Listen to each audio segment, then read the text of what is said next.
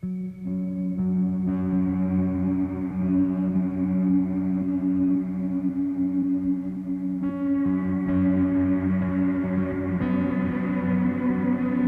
Friends, మన last వీడియోలో సంతాయిపేటలోని భీమేశ్వర ఆలయానికి సంబంధించినటువంటి వీడియో చూసినాం కదా.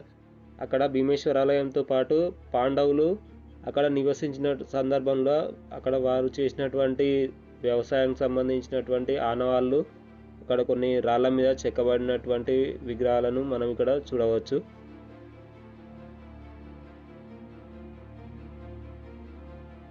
ఇవే కాకుండా ఇక్కడ గణపతి విగ్రహం కూడా ఒకటి మనం చూడవచ్చు, పక్కనే ఇంకో రాయి మీద.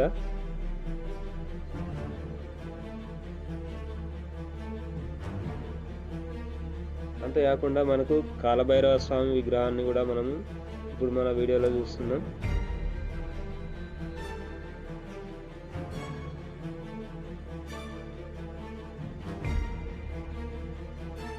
అదేవిధంగా కుంతీదేవి విగ్రహాన్ని కూడా మనం ఇక్కడ చూడవచ్చు.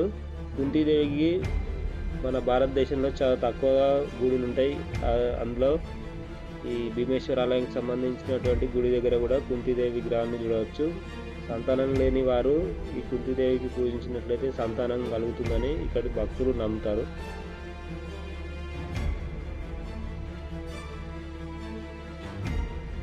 ఇది రతి మన్మధుల విగ్రహాలు. అదేవిధంగా పక్కన మరొక బండరాయి మీద వినాయకుడి విగ్రహాన్ని చూడవచ్చు. నాగబంధనం ఉంది వినాయకుని విగ్రహానికి.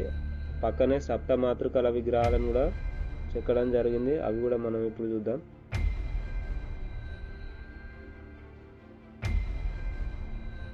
ఇవే కాకుండా మరొక పెద్ద కొండరాయి మీద హనుమాన్ సీతారాముల విగ్రహాలను కూడా వారు చెక్కిన విధానాన్ని మనం ఇక్కడ చూడవచ్చు.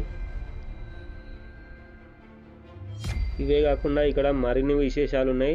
అయితే వీడియోలో ఎంతో ఎక్కువ అవుతుంది కాబట్టి నేను ఈ వీడియోలో చూపించలేకపోతున్నాను. నెక్స్ట్ వీడియోలో మళ్ళీ చూద్దాం.